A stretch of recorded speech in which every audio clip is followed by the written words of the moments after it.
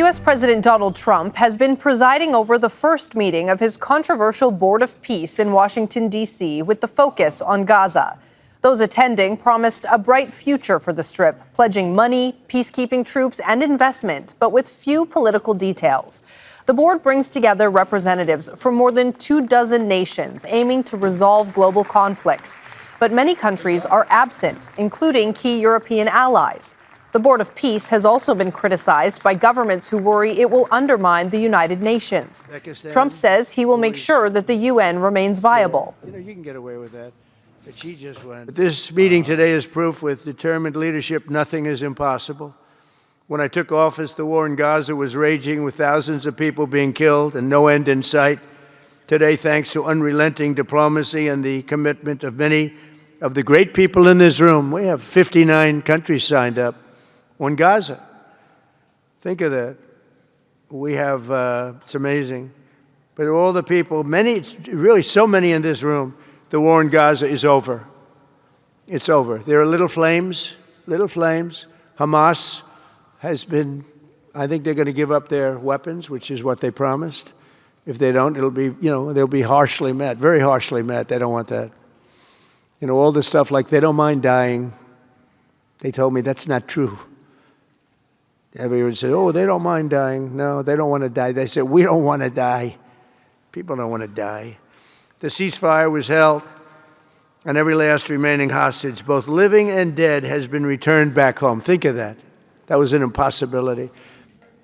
Let's go straight to our White House correspondent, Kimberly Halkett, who joins us now from Washington, D.C. Kimberly, the president says this will be one of the most consequential things he is a part of and pledged big money for this fund for rebuilding and reconstructing Gaza. What more can you tell us about what came out of this meeting?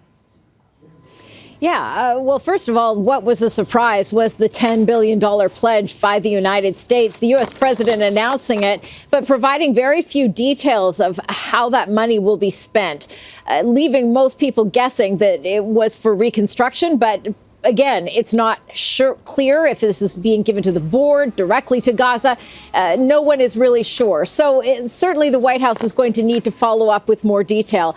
And I think that is just sort of indicative of this meeting in and of itself. The fact that this was largely symbolic as the first inaugural meeting. There wasn't a lot of concretes that were laid out. For example, while we do know the numbers that the board is looking for in terms of the International Stabilization Force in order to provide security.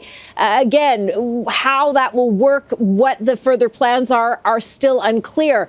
And I think it's important to also note in all of this that while the U.S. president said at the beginning of his speech that peace is an easy word to say but hard to produce, the U.S. president himself, while talking about this Board of Peace, is himself continuing to not only threaten Hamas if it does not fully disarm, as we heard in that clip you just played, but also Iran, where the Board of Peace is not only looking at options for how to make sure there is stability in Gaza, but also beyond, whether it is de-arming or rather limiting the nuclear program of Iran or even ending the war in Ukraine. This Board of Peace is designed for a number of different global issues.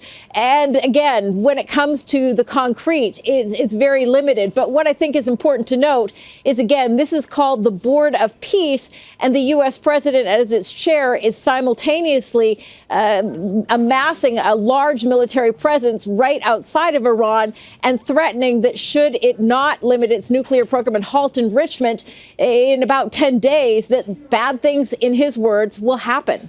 Kimberly Halkett, our White House correspondent, live for us in Washington. Thank you, Kimberly. And now let's go to Hani Mahmoud, who joins us now live from Gaza City. Hani, you have now had the chance to listen to the plans and the hopes that we heard in Washington. What is your reaction to it on the ground?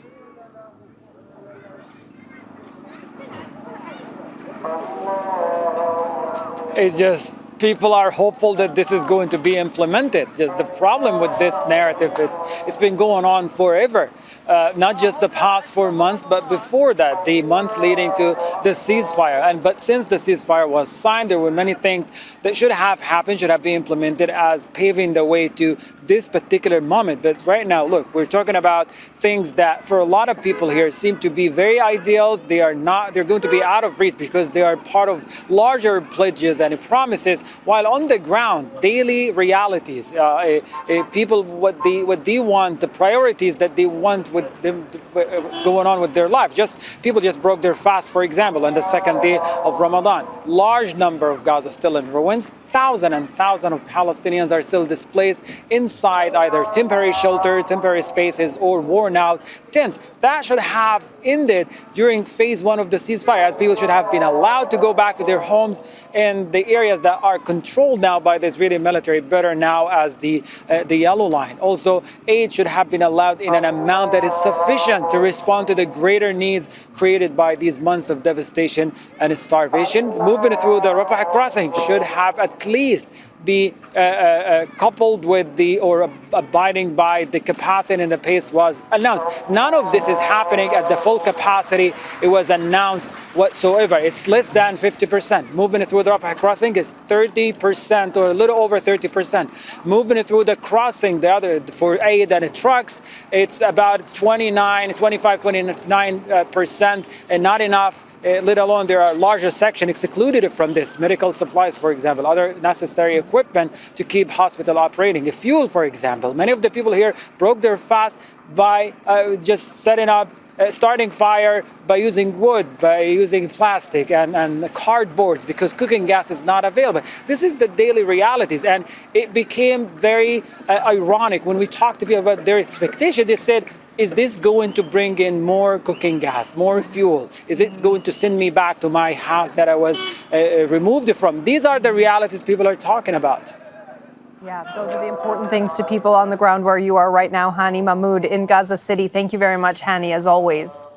Don't miss out and get the full picture. Subscribe to Al Jazeera for reliable news and expert insights. Like, share, stay ahead.